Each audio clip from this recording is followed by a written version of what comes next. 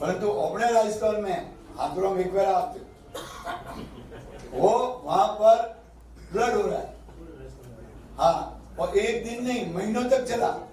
और कोई एक जयपुर के पास शहर है टोंक, मैं टीवी पर टोंक और सवाई माधोपुर और वो एकादा को वहां तो रोज ब्लडी आ रही, करौली ब्लडी आ रही।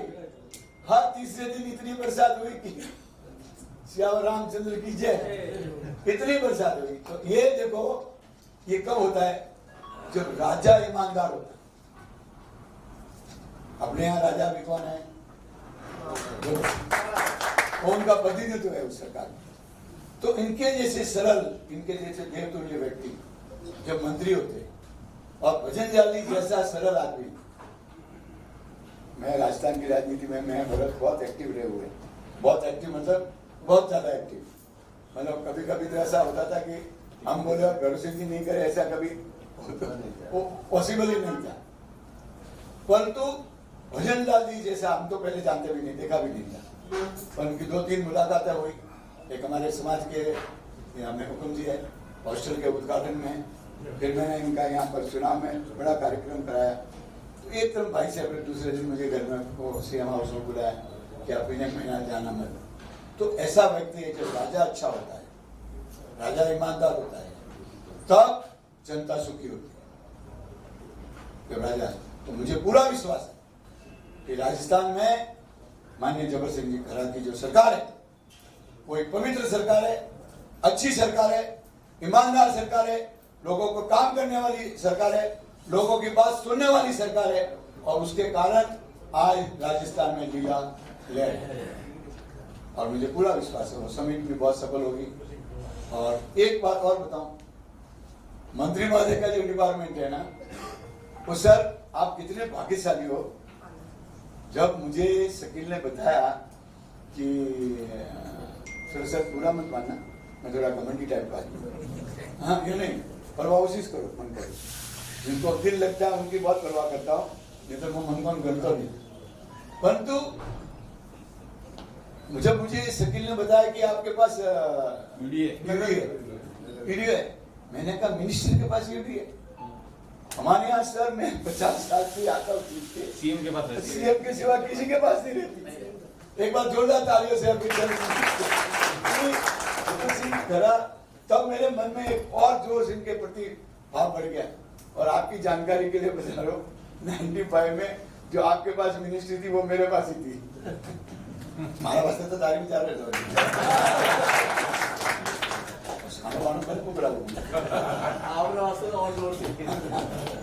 तो वो मिनिस्ट्री का एक शख्स ईमानदार, कर्तव्यनिष्ठ और इतना भला इंसान हमारे बीच में आए, तो मैं उनका जोरदार तालियों से उनका स्वागत करना चाहता हूँ। राजस्थान के नगर विकास मंत्री और पाली जिला के पालक मंत्री माननीय श्री जबर सिंह जी खाबरा,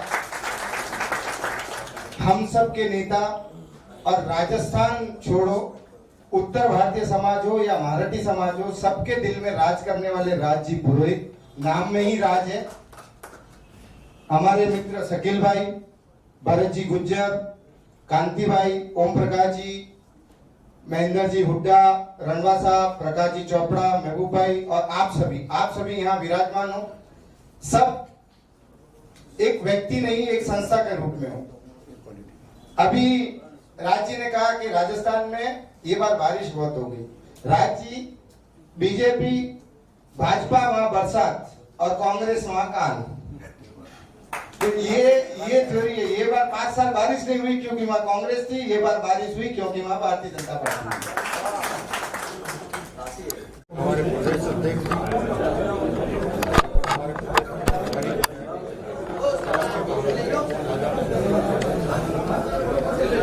मुख्यमंत्री जी के मार्ग में केंद्रीय नेतृत्व तक हमारे सभी सनई समूहों के लिए भावना है,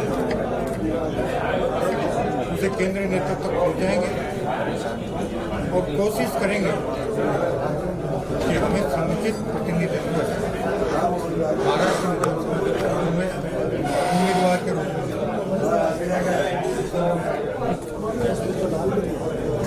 देखिए, कल से जो बातें मेरे सामने आई हैं उसमें दो बातें प्रमुख थी, रणकपुर एक्सप्रेस की समय सारणी को लेकर और फालना में एयरपोर्ट को लेकर। अब तीसरी बात आपने वंदे भारत ट्रेन की जो शुरू की, इन तीनों मांगों को हम भारत सरकार में हमारे माननीय रेल मंत्री जी, माननीय उड्डयन मंत्री जी और प्रधानमंत्री जी के संज्ञान में लाकर ये प्रयास करेंगे कि इन तीनों का समाधान हो। वैसे भी माननीय प्रधानमंत्री जी जिस तेजी के साथ वंदे भारत ट्रेन हो या रेलवे का विस्तार जिस तरीके से कर रहे हैं, तो निश्चित रूप से आने वाले समय में हमारी दोनों समस्याएं पूरी होंगी। और उसके बाद जो खालना वाला मामला बचेगा उसके लिए भी हम लगातार प्रयास करेंगे। तो ऐसी कोई विशेष बात नहीं है कि ये काम भी आने वाले समय में होगा। मंत्री महोदय, पाली के प्रभारी मंत्री है और बीच में खबरें भी आई थी कि पाली को संभाग बनाया था अशोक गहलोत जी ने, उसको संभाग से नई जो सरकार है उसको हटाने की अफवाह चल रही है या वास्तव में कुछ है, और नए जिलों को लेके भी ऐसी शंका है, उसमें आपका क्या कहना है? देखिए, कोई संभाग बने या नए जो जिले बने उनके पुनर्गठन का मामला, पुनर्गठन का अर्थ ये है कि अब कुछ हमारे दूर जैसे जिले सिर्फ एक तहसील को लेकर बना दिया। अब उससे आम जनता को कितना लाभ हुआ कितना नहीं हुआ, इस पे मंथन होकर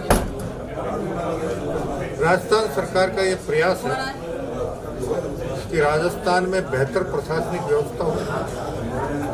और उसके साथ साथ जो सबसे बड़ी बात है कि राजस्थान की आर्थिक स्थिति भी बेहतर से बेहतर हो। इन दोनों पर मंथन चल रहा है और आपको आने वाले समय में राजस्थान में बेहतर प्रशासनिक व्यवस्था भी देखने को मिलेगी, आमजन को बेहतर सुविधा मिले, इस पर भी लगातार काम चल रहा है। और राजस्थान की आर्थिक स्थिति भी बेहतर हो, वो आर्थिक रूप से तेजी से संपन्न बने, आम आदमी को उसका लाभ मिले, इस पर भी राजस्थान सरकार गंभीरता से काम। पिछली गहलोत सरकार ने जाते जाते शहरी क्षेत्रों में आनंद फानंद में बहुत सारे पट्टे आवंटित किए थे, जिसमें बहुत सारी जमीनें कोई फॉरेस्ट की थी, कोई किसी की थी, उसको लेकर आपकी सरकार क्या करेगी? देखिए, जिनको बिल्कुल जिनका वाजिब हक था और उनको पट्टा मिला, उसमें हमें कहीं कोई दिक्कत नहीं। लेकिन अगर बंदरबार जहाँ हुई है, जहाँ से शिकायतें आ रही, उस पर जरूर कार्रवाई की बात चल रही है। जयपुर शहर में पिछली सरकार ने जेडीए में बहुत सारी लैंड को बेच के डेवलपमेंट का जो प्रोग्राम चलाया था, उसको लेकर आपने क्या पॉलिसी दी? देखिए, विकास के लिए पैसे की आवश्यकता होती है, उसको आप सही तरीके से करो तो उसमें कहीं कोई दिक्कत नहीं। सदुपयोग अगर होगा तो कई बार जो सबसे बड़ा राजस्थान में जमीन को लेकर गड़बड़ी हुई वो ये थी कि सेक्टर रोड के नाम पे या दूसरे किसी काम के नाम पे जिस भूमि का अधिग्रहण हुआ उसकी रजिस्ट्री दर थी, मान लीजिए 30 लाख रुपए बीघा, और उनको लैंड फॉर लैंड में 1 करोड़ रुपए बीघा वाली जमीन आवंटित कर दी गई। वो जांच में चल रही है, तो जो भी कोई गड़बड़ी है उसको ठीक करेंगे, या तो वो अतिरिक्त पैसा, अतिरिक्त लाभ उन्होंने उठाया वो मैं ब्याज के राजकोष में जमा कराए, या फिर का जो नहीं, उसमें आपने कोई जांच कमेटी वगैरह बैठा ही नहीं? जांच कमेटी बैठी हुई है, जांच प्रक्रिया चल रही है। सर, मैं एवन टीवी भाई साहब कई वर्षों से एक लड़ाई लड़ रहे हैं राजस्थान भाषा की, और आज सरकार भी है। राज साहब ने कई वर्षों से राजस्थानी भाषा को मान्यता मिली, उसमें आपकी सरकार है, आपको इतना मंत्रिमंडल का आपको एक तवज्जो मिला है, मुख्यमंत्री जैसा लेवल है, तो आपने क्या भूमिका देखी, क्या राजस्थान भाषा को मान्यता? देखिए, राजस्थानी भाषा को लेकर काफी लंबे समय से प्रयास चल रहा है, लेकिन उसमें हमारे सामने सबसे बड़ी समस्या ये है कि हम कौन सी भाषा को राजस्थानी भाषा मानेंगे। कौन सी बोली ऐसी है जिसको बोलने वाले सर्वाधिक लोग या आबादी है, उस पर काम चल रहा है और प्रयास कर रहे हैं कि जिस भी राजस्थान में जितनी बोलियां हैं, जितनी भाषाएं हैं, उसमें जिस भाषा के साथ सर्वाधिक नागरिकों का जुड़ाव है, उसके लिए हम प्रयास करेंगे और उम्मीद है कि राजस्थानी भाषा को भी भारत सरकार के स्तर पे जब ये तय हो जाएगा कि राजस्थान में जितनी राजस्थानी भाषाओं की बोलियां हैं, उनमें से सर्वाधिक आम नागरिक की सहभागिता वाली ये भाषा है, ये जिस दिन तय हो जाएगा उस दिन मामले में आगे। कमेटी बनी हुई है? सर, मेरा 2 प्रश्न है, तो इनसे रिलेटेड है कि राजस्थान सरकार अभी भी हिंदी साहित्य को प्रमोट करने के लिए पुरस्कार राशि और सहयोग राशि की व्यवस्था तो करते ही चाहिए, तो बोलियों को प्रमोट करने के लिए कोई विशेष विभाग से प्रयास नहीं हो रहे हैं, तो उस दिशा में आप क्या योजनाएं रहेंगी? और इसके साथ ही मैं जोड़ के कंप्लीट कर रहा हूँ कि चूंकि थोड़ा सा राजनीतिक समय चल रहा है और महाराष्ट्र में चुनाव होने वाले हैं, तो महाराष्ट्र में राजस्थान सरकार के मंत्री और नेताओं का क्या प्रयास रहेगा कि राजस्थानी समाज एकमुश्त होकर उनके पार्टी में मतदान करे?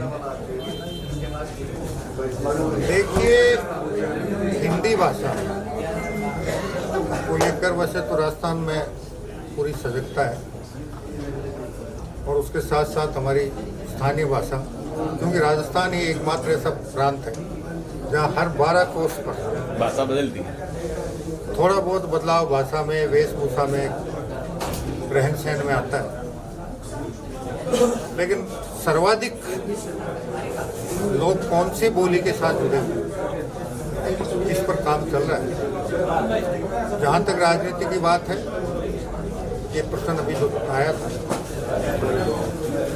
हम हमारे केंद्रीय नेतृत्व से आग्रह करेंगे कि हमें हमारी आबादी के अनुपात में अब तक पिछले इतिहास में जिस प्रकार से राजनीति में हमारा भागीदारी थी, विधानसभा हो चाहे लोकसभा हो, उसी के मुताबिक हमें भागीदारी मिले और हम हमारे सभी स्नेही सौजनों से मिलकर ये प्रयास करेंगे कि वो भारतीय जनता पार्टी के पक्ष में सर्वाधिक मतदान करके महाराष्ट्र में फिर भारतीय जनता पार्टी की सरकार बनाए, ताकि माननीय नरेंद्र मोदी जी प्रधानमंत्री के रूप में भारत की साख इस प्रकार विदेश में बढ़ा रहे हैं, उन्हें और ताकत मिले और आने वाले समय में उनका जो एक सपना है कि आज़ादी के 100 साल पूरे होते होते हिंदुस्तान दुनिया का सबसे विकसित,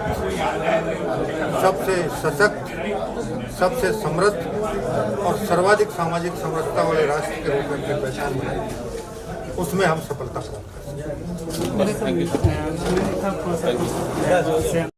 उसी प्रश्न